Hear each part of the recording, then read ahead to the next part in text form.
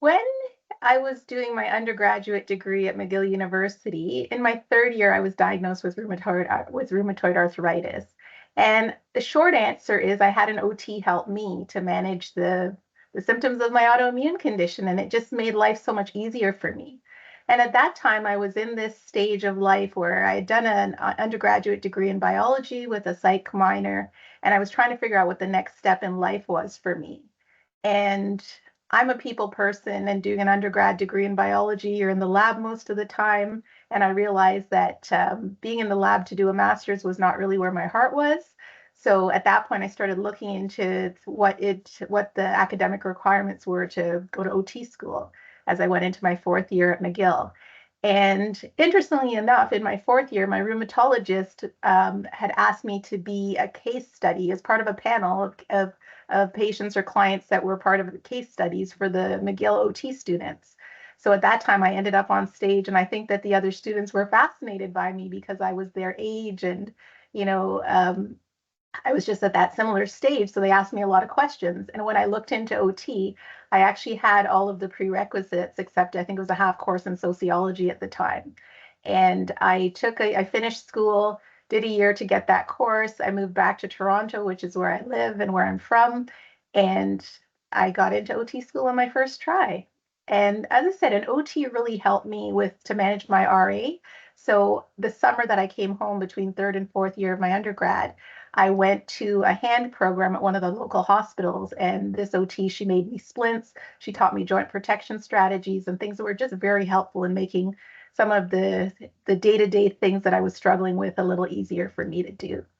So that's my story, and I'm sticking to it.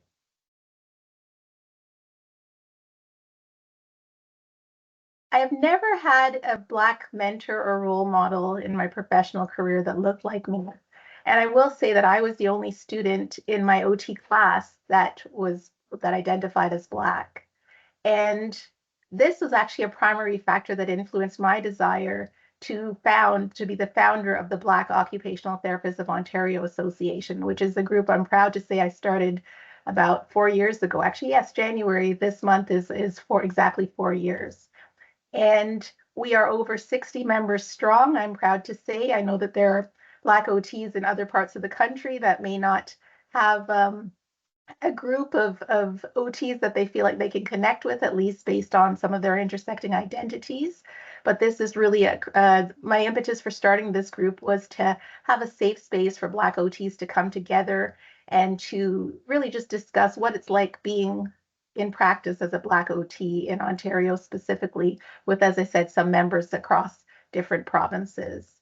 So I also am very committed to mentorship. I spend a lot of my time to really try to be the visible role model that I never had.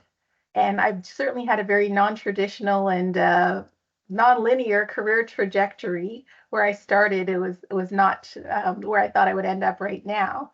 But I will say that it's really important to me to invest in the next generation. There are a couple of quotes that really resonate with me. One of them being that when you reach the top, so meaning the top in your career, it's important to send the elevator back down to lift up the next generation coming up behind you. And there's another quote that really resonates with me, and it has to do with planting seeds for change. So I recognize that I may never have a visible role model who has similar intersecting identities to me as a Black woman. And there are many spaces I've been in where I've been the only, or people have used tokenistic approaches to try to get me to represent the voices of Black people in whatever setting, especially academic and higher leadership settings as I moved up my career. So for me, the second quote is about planting seeds of change. And it has to do with planting seeds, but recognizing that the next generation will reap the fruits of the seeds that I've sown throughout my career. So those are some of the reasons that it's important for me to give back, and that I spend a lot of my time volunteering in various mentorship capacities with not just OTs or prospective student OTs, but whether it's reviewing applications for students that are applying to OT school, whether it's people reaching out to me on LinkedIn or through friends or word of mouth. People just seem to have a way of finding out about me, but it's important for me to give back. So those are some of the things I do. I also think throughout one's career, it's important, if you're able to seek out not just mentors, but sponsors. So those are the people that will be your cheerleaders in the background when you're not at the meeting or at the table, and they will be able to showcase the things that you are capable of doing, and to have people that believe in you, because we all have those moments where we feel down or feel unsupported or possibly alone. So I think it's important to really build that support system and to be intentional about it as well.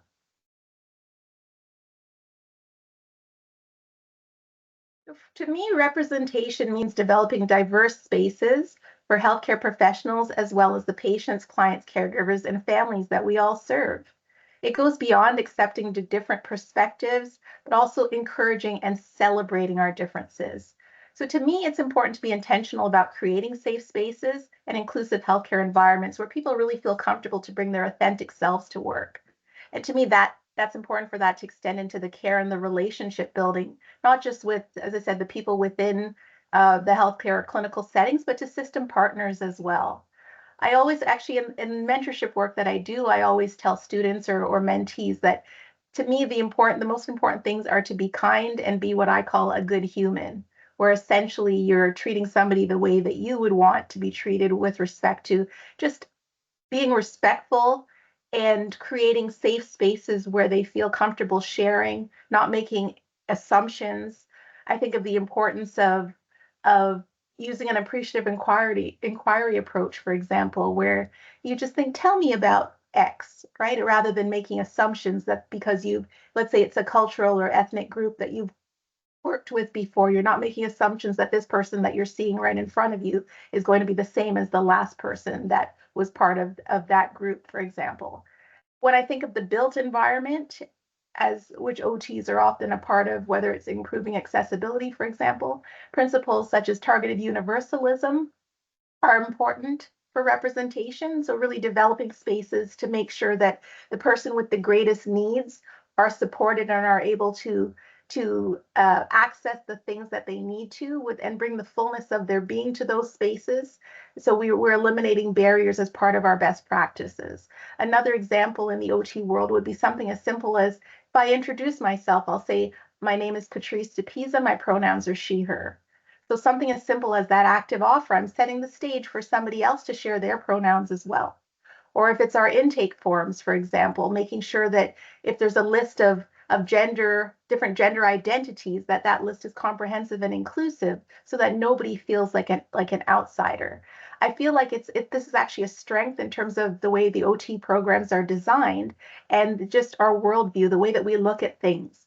We have, if you think of occupational justice, is very similar to social justice, and also just things like trying to look at the person as a whole, right? I think back to the person environment occupation model and things like that. All of the, you're looking at the person in a greater context. So I think that just our worldview and the way that we are trained helps us to improve representation and to really have that lens towards diversity. I will say that one area where I feel that there isn't a strong opportunity for growth is building the pipeline of future clinicians. So trying to have greater diversity in the type of people that are accepted to programs. And I think that really involves breaking down colonial structures that are embedded into our institutes of higher learning, for example. So that might be, it's not that we're getting less qualified OTs because they come from a different group or have different domains of diversity or intersecting identities than the majority.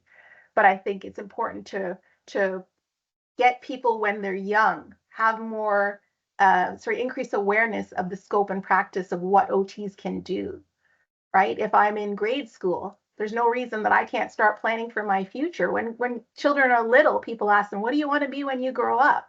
I can't say I've ever heard one say be an OT, right? And oftentimes any sort of outreach programs start at high school or even undergrad.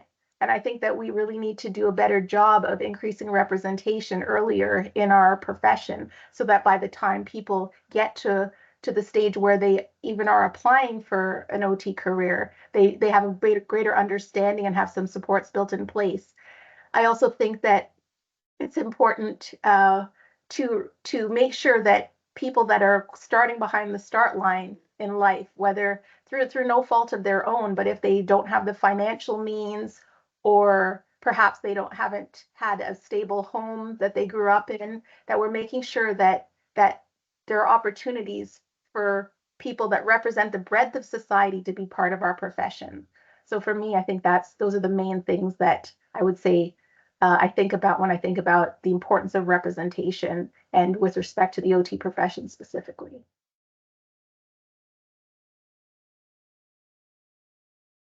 At the academic level, the OT schools and programs across Canada can definitely commit to being more intentional about diversifying the successful applicants to their OT programs. And I say this because of the importance of investing and building a pipeline of future clinicians that represent the populations that we serve. And whether that's equity deserving groups that are experiencing geographic disparities in access to care, whether it's based on racialized group that people belong to, um, whether they're part of the 2S LGBTQI plus communities and other domains of diversity, whether it's people living with disabilities, and recognizing that we all have intersecting identities, and how does that come into play.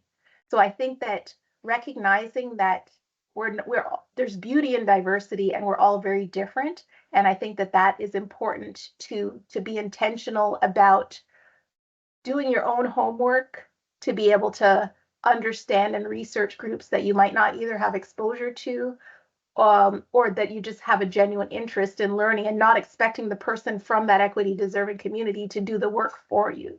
So each of us needs to make a commitment to change, and a commitment to learn about a group that you're not a part of, and to be an ally or an accomplice or a co-conspirator to that group by offering your support at different levels. And you can look up what those terms mean if you're unfamiliar with them.